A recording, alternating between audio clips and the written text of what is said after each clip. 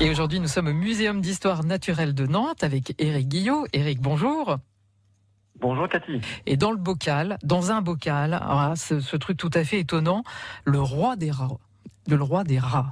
Expliquez-nous, c'est quoi ? Ah oui, alors c'est vrai, comme ça, on a du mal à se représenter ce que ça peut être. Donc c'est un objet très particulier. Il faut imaginer un regroupement de plusieurs rats dont les queues sont entrelacées les unes avec les autres à leur extrémité. En fait, c'est un peu comme si la nature s'était amusée à faire un nœud avec leur queue. Et ce regroupement peut contenir de nombreux individus. D'ailleurs, le plus grand décrit jusque-là comptait jusqu'à 32 individus et a été découvert en Allemagne. Alors, question, d'où vient celui du Muséum de Nantes ?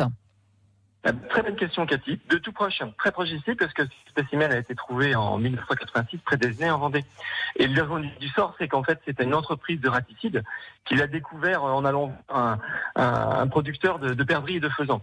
Alors, ce roi de rats comportait à l'origine 12 rats. Mais il faut savoir que lorsque la personne est arrivée, 3 se sont détachés au moment de la capture. Et au final, on n'en avait plus que 9. Et ces 9 rats, donc du coup, ce roi de rats, est actuellement conservé au muséum dans un bocal. Et il est très facile de venir le voir dans l'exposition permanente. Donc, il y a ça chez nous à Nantes, mais est-ce qu'il y a d'autres cas de ce genre ? Ah oui, tout à fait. Alors c'est en fait un phénomène qui a été décrit depuis environ le 15e, 16e siècle. Et il faut savoir qu'en France, il existe 2 autres muséums qui possèdent un roi de rats. Alors il y a Châteaudun, qui avec un ensemble de 6 jeunes rats découverts en 1899, et également Strasbourg avec un ensemble composé de 10 rats découverts en 1895. Alors, il faut savoir qu'en Europe, seuls 25 cas seulement ont été recensés, si on compte les 3 français. Alors cet étonnant phénomène a été observé chez plusieurs espèces, le plus souvent chez le rat noir, également une autre espèce de rat qui est le rat sur mulot, mais aussi chez des écureuils d'espèces différentes et voire même chez les chats. Donc on l'aura compris, c'est vraiment une rareté à Nantes et j'imagine que ce phénomène-là a dû donner lieu à des histoires un peu folles peut-être, non ? Oh bah complètement. Bon, il faut savoir que certaines légendes sorties de l'imaginaire populaire accompagnent ces étranges regroupements.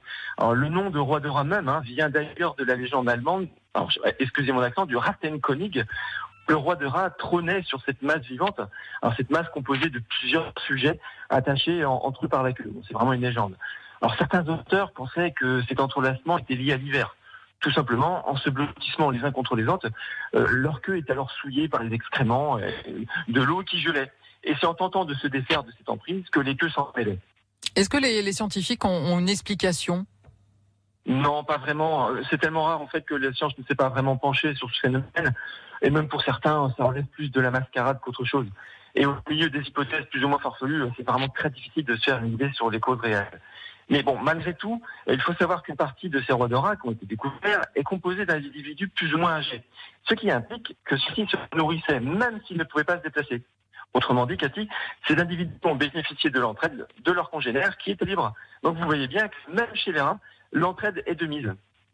Et moi je pense qu'on pourrait même se dire que on pourrait peut-être même s'en inspirer un petit peu plus dans le contexte actuel. Bon, vraiment une belle histoire derrière ce bocal du roi des rats, donc visible au Muséum d'Histoire Naturelle. Je rappelle, c'est ouvert tous les jours, sauf mardi, 10h, 18h, et c'est gratuit tout le temps pour les moins de 18 ans. Merci à vous, Éric Guillot. À une prochaine fois. À bientôt. Merci, Cathy.